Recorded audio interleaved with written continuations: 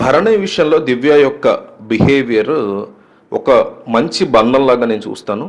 కొంచెం ఓవర్ చేస్తోంది. ఈ రెండిట్లో ఒకటి కామెంట్ చేయండి. జనం ఏమనుకుంటున్నారో తెలియాలి. భరణి పీఆర్ చూస్తారు ఈ కామెంట్స్, భరణి కుటుంబం, దివ్య కుటుంబం అండ్ వాళ్ళ పీఆర్ కూడా ఈ కామెంట్స్ చూస్తారు. సో మిస్ అవ్వకుండా జనం ఏమనుకుంటున్నారు దివ్య విషయంలో. బంధం మంచిగానే ఉంది, దివ్య కొంచెం ఓవర్ చేస్తుంది. రెండిట్లో ఒకటి కామెంట్ చేయండి. చాలామంది మన కామెంట్స్లో అడుగుతున్నారు దివ్య భరణితో బిహేవియర్ గురించి ఏదైనా వీడియో చేయమని, అందువల్ల ఈ వీడియో చేయడం జరుగుతుంది. దివ్య భరణి యొక్క బంధం గురించి బ్యాడ్గా నేను ఏమనుకోవట్లేదు. చాలా మంచి అండ్ ఒక ప్యూర్ బాండ్ కింద నేను కన్సిడర్ చేస్తాను. కానీ దివ్య చిన్నపిల్ల, ఒక 23 ఇయర్స్ ఉన్నటువంటి టీనేజ్ దాటి ఒక 5 ఏళ్ళు అయినటువంటి పిల్ల.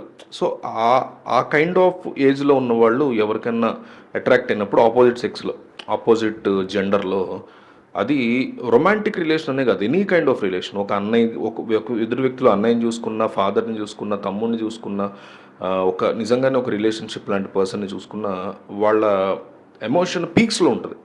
మెచ్యూరిటీ లెవెల్స్ వాళ్ళకి ఆ లెవెల్లో ఉండవు. దివ్య ఈజ్ ఎ సూపర్ ప్లే పరంగా, బిగ్ బాస్ పరంగా ఆ మిషన్లో నాకు ఎటువంటి కంప్లైంట్స్ లేవు. కళ్యాణ్ పక్కన తీసేయడం ఇట్లాంటి వాటికి నేను మాట్లాడతాను, చాలా తప్పులు చేస్తుంది, అవన్నీ ఓకే.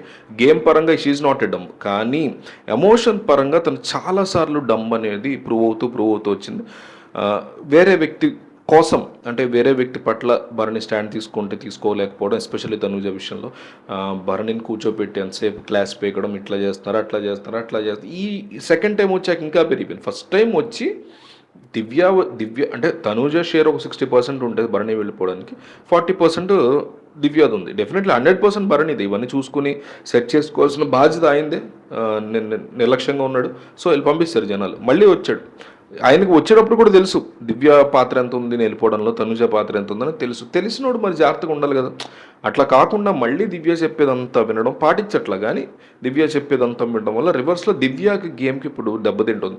ఈ వారం పెద్దగా లేదు, కానీ గత వారం మాత్రం పీక్స్ అనమాట. ఇక తలకే తినేసింది భరణి. ప్రతి దాంట్లో భరణి తలకే తింటాం. మొన్న అయితే ఏకంగా మీరు ఇక్కడ ఎట్లా అయినా ఉండండి, ఏమైనా చేయండి, కానీ బయటకు వెళ్ళిన తర్వాత మాత్రం మంచి బాండ్ ఉండాలి. మనం డెఫినెట్లీ బయటకు వెళ్ళిన తర్వాత మీరు మంచి బాండ్లో ఉండాలని కోరుకుంటాం మేము కూడా. కానీ హౌస్లో ఉన్న ఆ హార్మోని విషయంలో గేమ్కి ఎఫెక్ట్ అయ్యేలాగా ఈమె ప్రవర్తించకుండా ఉంటే బాగుంటుంది కదా భరణి విషయంలో నేను చాలాసార్లు అనుకుంటూ ఉంటా. ఈ బిహేవియర్ని అయితే నేను అతిగానే చూస్తా, టూ మచ్ బిహేవియర్ అన్నట్టే చూస్తా. బయట అయినా సరే, ఇప్పుడు నాకు ఇష్టమైనటువంటి కూతురు ఉన్నారు, మా అన్నయ్య పిల్లలు, చాలా ఇష్టం వాళ్ళనంటే.